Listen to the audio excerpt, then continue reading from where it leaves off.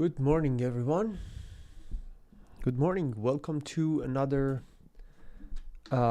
pre-market session, July 20th, and let's get started. Let's start with good morning. Good morning, everyone. All right, let's get started. We are going to go over the events, the news, and the earnings of this week first, and then we'll go over the pre-market analysis for the day. Okay.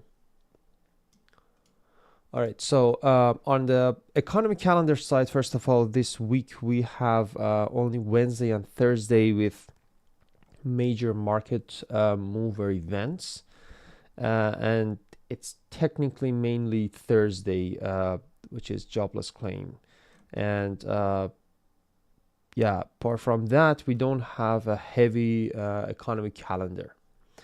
All right. Yeah. So with that being said, the economic calendar is pretty empty. It's light, and not a lot of catalysts and events for the market here. But on the earnings side, we have a couple of earnings and a lot of basically earning plays. The first batch of important earnings would be on Wednesday, where we had AT&T, where we have Alphabet, and Google, Tesla, and IBM as some of the very important stocks on watch for earning plays. On Thursday, we have Intel, American Airlines, and Intel will definitely be very important for the whole semiconductors. And on Friday, we have Version American Express. The price action is not the best for trading, but these would be some of the very important names. So obviously Tesla, Google, and Intel would be the big ones that are going to affect the tech and the semiconductor sector. Okay. So with that being said, let's talk about the day. All right. So the market, the SPY is holding above this key level, and it's a little bit higher than Friday's close. S&P 500 and Nasdaq both are up a few points. Semiconductors are rebounding.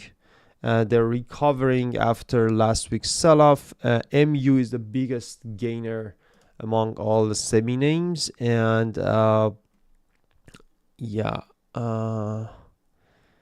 there is a report that Trump administration is considering restriction on Chinese AI models, another catalyst that might influence AI and semiconductor names.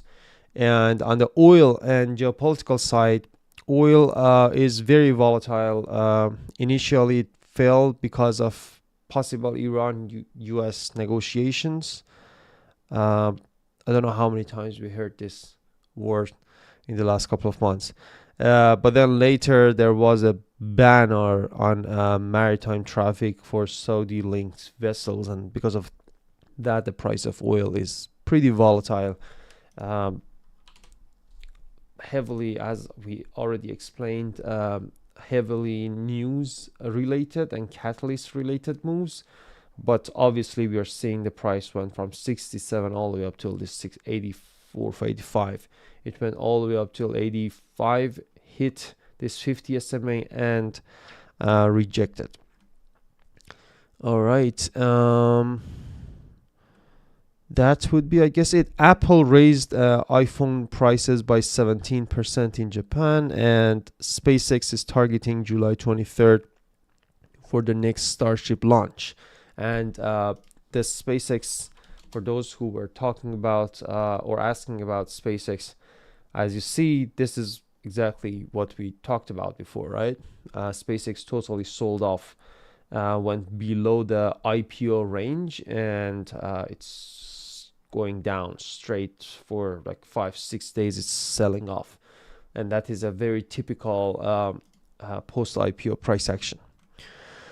All right. Yeah, with that being said, let's talk about the overall market. Let's start with SPY. Let's check out the hourly or 4-hour chart here to have better understanding of the price action. On SPY, we clearly held 740 on Friday, and we are bouncing above this level. In the pre-market, we retested 748, 700, almost 49 zone, which is the same exact level that we rejected on Friday. This is the same zone that we held on Thursday last week, that we held multiple times in the last 2 weeks. But now we are holding below this key resistance. The main resistance on watch would be around this pre-market high, around 748, all the way up till 749, 750 on SPY. That level is going to be very important, and probably we'll have hard time breaking through this resistance wall unless we have some sort of catalyst. On the other side, we have 744 as a key demand zone on SPY, and if that breaks, we can go down till 741 and 740-ish area on SPY. But overall, we are technically inside Friday's range, so it's an inside day price action. And on daily chart, we are still holding below 9 and 21 EMA on the daily chart. We rejected these zones on Friday and pushed back down, but we held the key demand, and we're kind of bouncing right now. So we're in a range at this point, and there is no clear strength by the buyers versus sellers. Where do we get that kind of confirmation? Whenever we see, for example, buyers control this 748, 749 zone and be able to push higher. If that happens, we're gonna see some sort of strength by the buyers, possibly pushing the price higher. But if just the price retests these areas, it doesn't mean that the buyers are in control. We might see a retest of these zones and then a rejection and reversal. So as long as the price is stuck in this range, the best bet is waiting for a reaction to this zone or this zone, and then trade based on that. Okay. Qs. Let's take a look at Qs here. So Qs, as you can see, technically bounced above 687, 688 zone, and it's retesting the same resistance area. It's technically a breakdown and a retest. We are bouncing above the demand zone. We are holding above this 698, around 700 demand zone as well. But we are below a couple of very important levels. That those levels are the 9 and 21 EMA and 50 SMA on the daily chart, which are all around this 711, 712, 715 area on Qs. We just broke down on Qs and retesting here. Now we'll see if this will be a retest or it will be a total reversal. How do we know that? We will probably obviously need to wait for the price to react to this 700 level. If it holds, we might see some sort of, we might see a price action like this. And the price might retest these areas, hold, and push back up higher. And if that happens, we can go for a retest of 711 all the way up to 713, 14. And then that would be the key area on watch. If the buyers control the level, push the price higher, and if that happens, obviously we are seeing some sort of reversal and hold above this level for a possible continuation. But we might see a retest and a rejection and reversal right here. That would be a great breakdown and retest of this zone and then continuation to the downside. If that happens, that would be also a very clean price action, possibly for Qs shorts as well. So both scenarios on the table. We will trade whatever happens. We will just wait for the price to confirm the strength of the bulls or the bears, and then we will plan based on that. But in the meantime, the key areas on watch would be right around this 619, 600, around 700 all the way down till 697, 698. This zone on watch as a key demand zone. If the price pulls back down, hit these areas and bounce above this zone, we can push higher all the way up till 705 and 710, 11 on Qs. And around these areas, then you want to wait for some sort of reaction, either a break or a rejection. And rejection would be possibly the first possible reaction around these zones on Qs. Okay. So Dow Jones, by the way, one more thing that is very important to understand is that we have a couple of very important earnings like Google, like Tesla on Thursday, or like Intel, and those catalysts can totally change the direction of the market. So we might see some sort of rejection, but because of some catalyst, if Google just gaps up and moves all the way higher, it has the power to push the whole market to the upside or downside because of its market cap, right? So just keep that on watch in case of having very good earnings on around the whole all the stocks in the earning play. We will be able to see some sort of push higher breakout of this zone, and that would be the key catalyst for a possible continuation to the upside. So we don't have a lot of economic events for the week, but we do have a lot of earnings. So that would be important for the whole market. Okay. So with that being said, let's take a look at SMH. SMH is clearly below the key resistance of 570, around 565 all the way up till this 572.73. We broke below this zone clearly, right? Very clean breakdown, and now we are retesting the same zone. So obviously if we keep pushing higher and hold above 572, 573, if the beat can control this level, we could go for a quick retest of 570. What did I say? So if bid can hold 570, 571, 572, then possibly we can go for a retest of 580, 585-ish area on SMH. But if we reject this zone, then we will see another good sell-off on SMH. I think we need more consolidation here, especially with the whole semiconductors bouncing here. We might see some sort of push higher, maybe a retest of these areas or consolidate around these areas, and then potentially sell off if that wants to happen. So don't expect a massive sell-off right off the bat, but be aware of these key zones in case the price is rejecting these areas. Those plays could be good reversal setups on let's say on SMH or on Qs. Apple, the market was kind of weak in the last couple of trading days, but Apple is holding very strong at all-time high right above this 330 zone. So obviously the whole 330 all the way down to 325, this whole zone on watch for as a key demand zone. If it retested this zone and start bouncing back up, obviously Apple on watch for all-time high play, like possible breakout of the previous all-time high and going for a new all-time high. It is really overextended, so a massive pullback or a retest of 330, 325, or even down till 320 would be good to have on Apple.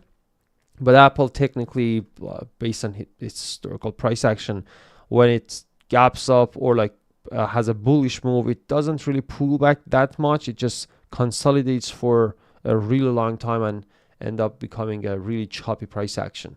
So just wait for a clear retest or a clear break if in case you want to trade Apple. Tesla has earning in 2 days, and yeah, it's just in a range. The price actions are obviously very choppy, so you might see some moves here and there on Tesla. Just be aware of the earning play. If you want to trade options, the earning is in 2 days and the option premiums are really expensive, so be aware of that and manage your position and risk.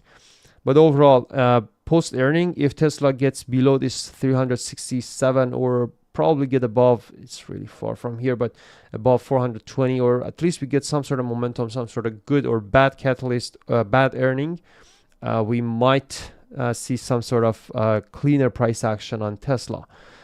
Hopefully we will see that, because Tesla has been in a like choppy zone for really long, for months now, for almost quarters.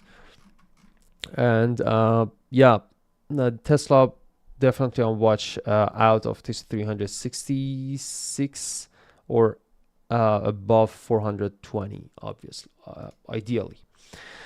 NVIDIA rejected 212, pushed back down, and had a pretty massive sell-off, and then it recovered, and now in the pre-market we're seeing the prices bouncing back up with the whole semiconductors. Now this retest is a retest of 206. This is the same level that we broke. We started selling off heavily. Now we are retesting this zone. In case of hold above this 206 area, we might see some sort of breakout, retest of 210, 211, 212. If you keep rejecting here, the possibility of seeing a reversal scenario here and rejecting this zone and pushing back lower could be there as well on NVIDIA, especially the fact that we have moving averages right around these areas as well, in addition to the critical point of 206. So yeah, 206 would be the most important level on NVIDIA. Google has earning in 2 days, so wouldn't be playing or trading it at all. But if Google gets below 335 or above 375, definitely would be on watch for the next couple of days after the earning. AMD recovered really well after this sell-off and pushed all the way higher. Look where it retested. It retested the moving averages on the daily chart, very key important zone.